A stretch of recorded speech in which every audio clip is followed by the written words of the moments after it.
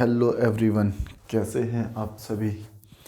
चलिए, जैसे कि हमने कल एक चैप्टर किया था परसेंटेज में हमने प्रीवियस ईयर कर लिए हैं जीडी कांस्टेबल और यूपी पुलिस को, है ना, देखते हुए। तो आज हम कर रहे हैं लॉस एंड प्रॉफिट चैप्टर की शुरुआत कर रहे हैं। उसमें जो आपका परसेंटेज हुआ है उसमें एक दो क्लास और होंगी, प्रीवियस ईयर कर लेंगे, ठीक है ना। बाद बाकी फिर से कभी डीपली उसको समझेंगे। आज मैं बात कर रहा हूँ प्रॉफिट एंड लॉस की। प्रॉफिट एंड लॉस पूरा डीपली लेके जाएंगे और हर कॉन्सेप्ट और हर क्वेश्चन करेंगे। इतना करेंगे कि इससे बाहर कुछ भी नहीं मिले आपको, है ना। आपको कुछ भी इससे अलग करने की ज़रूरत नहीं पड़ेगी, इतना डीपली लेके जाएंगे, सब कुछ आपको यहीं समझ आ जाएगा, है ना। चलिए, हम बात करते हैं प्रॉफिट एंड लॉस की। तो प्रॉफिट एंड लॉस, लाभ और हानि, हिंदी में कहते हैं, क्या कहते हैं इसे, लाभ और हानि कहते हैं, ठीक है। देखो, लाभ और हानि में आप लोगों ने देखा होगा, सबसे पहले एक वर्ड सुना होगा, कॉस्ट प्राइस। क्या? Cost price. अगर नहीं सुना ना, तो वैसे भी जनरल लाइफ में वैसे भी ये शब्द यूज़ होता है कि इसका लागत मूल्य क्या है ना। कॉस्ट प्राइस क्या है, तो वो क्या होता है, एक कॉस्ट प्राइस को क्या कहते हैं हम, सीपी करंट बैलेंस वाला सीपी नहीं है, कॉस्ट प्राइस वाला सीपी है ना। तो ये हो गया क्या, क्रय मूल्य या फिर इसे कहेंगे लागत मूल्य। देखो, लागत मूल्य पता है क्या होता है, जैसे कि मान के चलो आपने कोई चेयर, जैसे ये चेयर रखी हुई है मेरे पास में, ये चेयर बनाने में 1800 रुपये का खर्चा आया। 1800 रुपये का खर्चा आया प्लस 200 रुपये इसके ट्रांसपोर्ट में लग गए, ठीक है। तो टोटल कितने हो गए, 2000 रुपये। तो 2000 रुपये टोटल इस पर इन्वेस्ट जो किया गया है वो क्या है, हमारा लागत मूल्य। लागत, देखो वर्ड से भी तुम्हें दिख रहा होगा, लागत मतलब कि जितना लग गया उसमें, उसे क्या कहते हैं हम, लागत मूल्य कहते हैं। तो इसका मतलब जितना एक आर्टिकल का मतलब समझते हो ना, एक वस्तु को बनाने में जितना खर्च किया गया है उसे क्या कहते हैं हम, लागत मूल्य कहते हैं। उसे हम क्या कहते हैं, कॉस्ट प्राइस कहते हैं। तो कॉस्ट प्राइस आप लोगों को समझ आ गया होगा कॉस्ट प्राइस क्या होता है। अब मैं बात करता हूँ किसकी, सेलिंग प्राइस की। देखो, सेलिंग प्राइस क्या होता है, सेलिंग प्राइस विक्रय मूल्य। मान के चलिए एक चेयर जो थी, अभी हमने कितने की, 2000 की तैयार की थी ना, ठीक है। 2000 की हो गई, उसे मार्केट में बेचा हमने 2500 का। तो वो क्या हो गया, 2500 रुपये हमारे लिए क्या हो गया, सेलिंग प्राइस। तो आप लोग समझ गए कि सेलिंग प्राइस क्या होता है, ठीक है जी। अगर मैं बात करता हूँ प्रॉफिट की, किसकी बात कर रहा हूँ मैं यहाँ पर, प्रॉफिट की। तो प्रॉफिट कैसे निकालते हैं, सेलिंग प्राइस में से कॉस्ट प्राइस घटा देते हैं। जैसे अगर मान के चलो 2000 रुपये की चेयर थी, तो ये तो सीपी हो गया, और हमारे पास एसपी कितना बताया मैंने आपको, 2500 रुपये, है ना। 2500 की बेच दी। अब एक चीज़ देखो, एसपी में से सीपी घटा देंगे, एसपी में से सीपी घटा देंगे, एसपी में से सीपी घटाएंगे तो हमारे पास कितना आ गया, 500 रुपये आ गया। 500 रुपये क्या है, इसका प्रॉफिट हो गया। क्या हो गया, इसका प्रॉफिट हो गया। इतनी बात समझ आ गई। वही चीज़ मैंने यहाँ पर लिखी है, प्रॉफिट का मतलब क्या है, एसपी में से सीपी को घटा दिया तो आपको प्रॉफिट मिल जाएगा। कब, जब एसपी बढ़ा दे रखा है सीपी से, ये बात भी याद रखना। लॉस हमें कब हो जाता है, जैसे मान के चलो 2000 की चेयर थी, वो आपने 1500 या 1800 में बेच दी, तो तुम्हें लॉस हो जाएगा, ठीक है ना।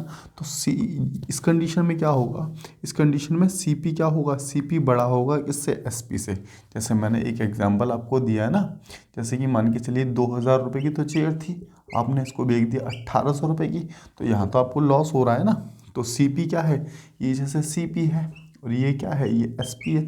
तो यहाँ पर एसपी छोटा हो गया, सीपी बड़ा हो गया।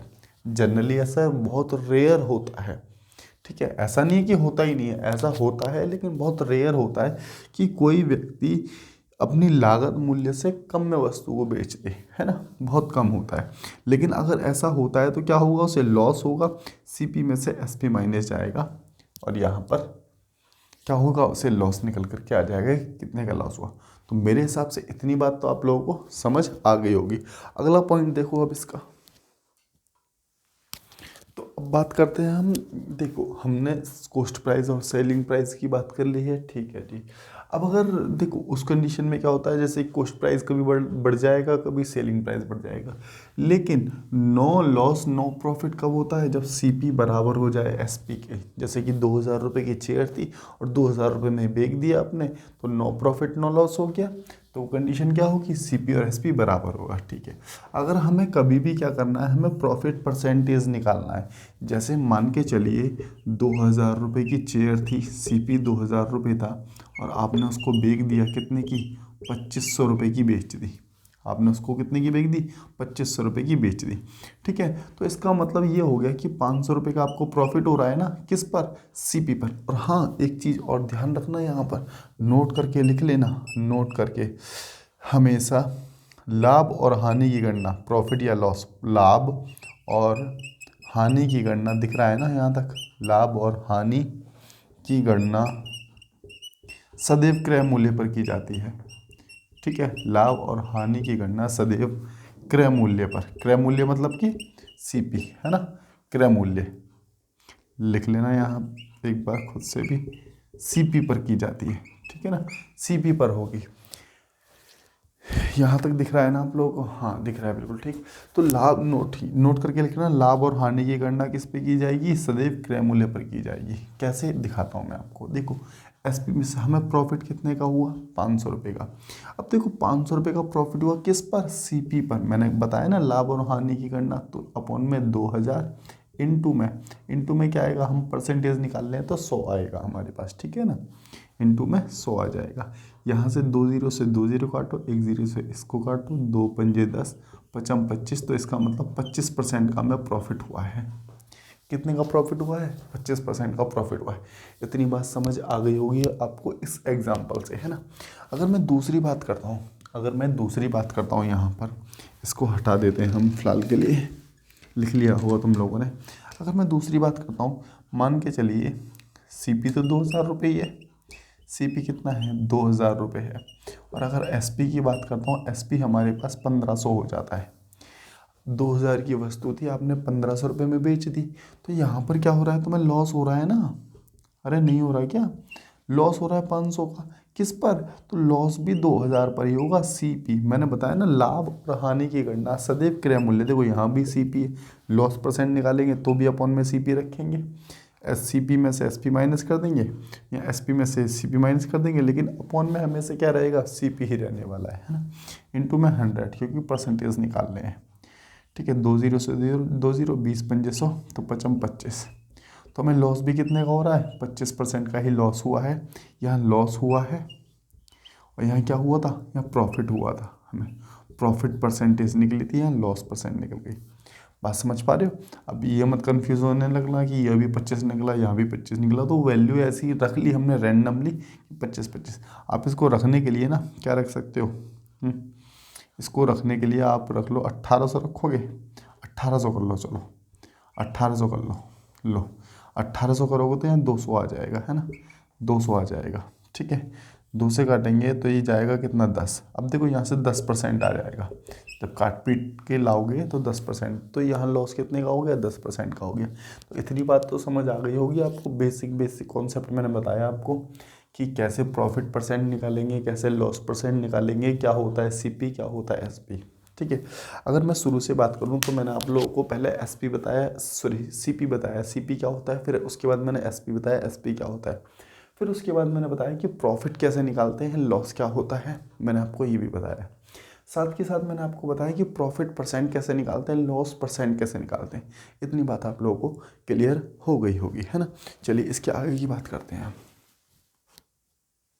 देखो इससे आगे की बात क्या है, इससे आगे की बात ये है कि आप लोग याद रखना, हम सीपी को अधिकतर ना 100% मान के चलेंगे। कितना मान के चलेंगे, 100% मान के चलेंगे। जैसे अगर कोई व्यक्ति कहता है कि एक वस्तु को 35% के लाभ पर बेचा गया, 35% या 20% के लाभ पर बेचा गया, तो हम ये मान लेंगे कि सीपी 100 रहा होगा और उसे बेचा जा रहा है कितने में, 120 में बेचा जा रहा है।